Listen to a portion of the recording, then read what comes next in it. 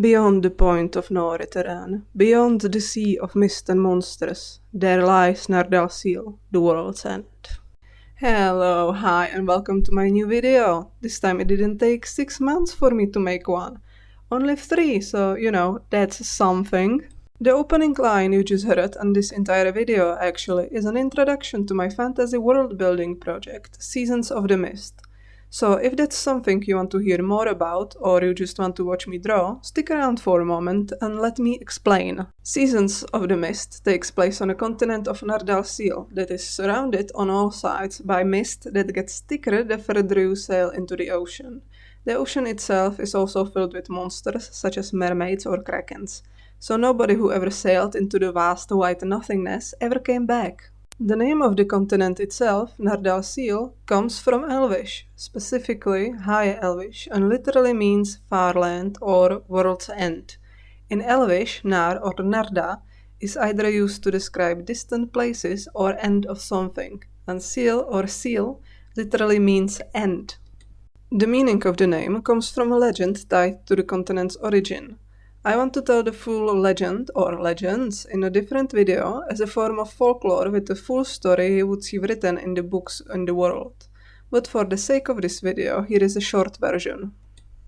The idea is that the people of the land believe that a very long time ago, so long ago in fact that no written records from that time exist anymore, if there ever were any, there used to be one continent, where giants walked the land and helped form the landscape, and the dwarves lived deep within their mountains, closed off from the world above. And then something happened, the details being a point of contention among the people and a base for many different legends and myths.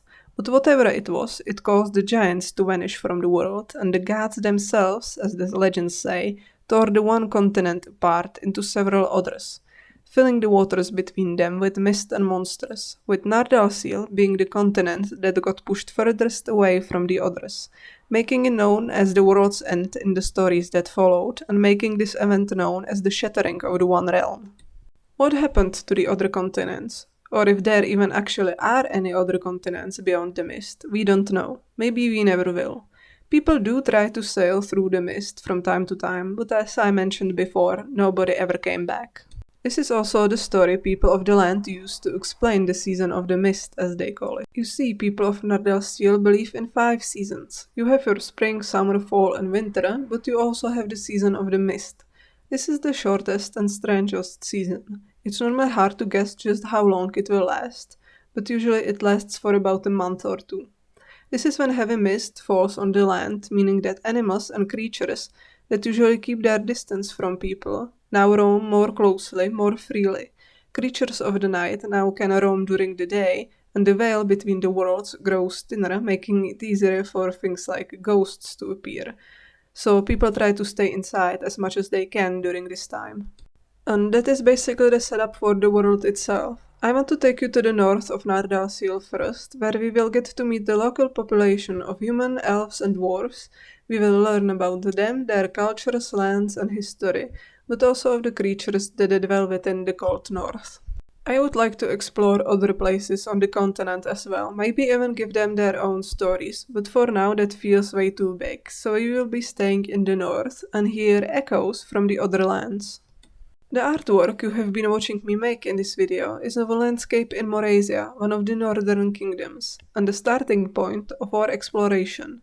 Morasia is a landlocked kingdom set between Lindolin in the west and Korotan in the east. These are elf-controlled lands. Cutting Morasia off from the sea in the north is Varash. This is a very small land controlled by the dwarven forces, who, as far as the surface land is concerned, only really care about keeping their holy mountains free from any rule other than their own. This is just a very bare bones introduction to the world we will be visiting, and I have not even properly talked to you about magic, monsters and gods. So if this is something you find interesting, or if you have any ideas what we should explore first, let me know in the comments, and I will see you in the next video.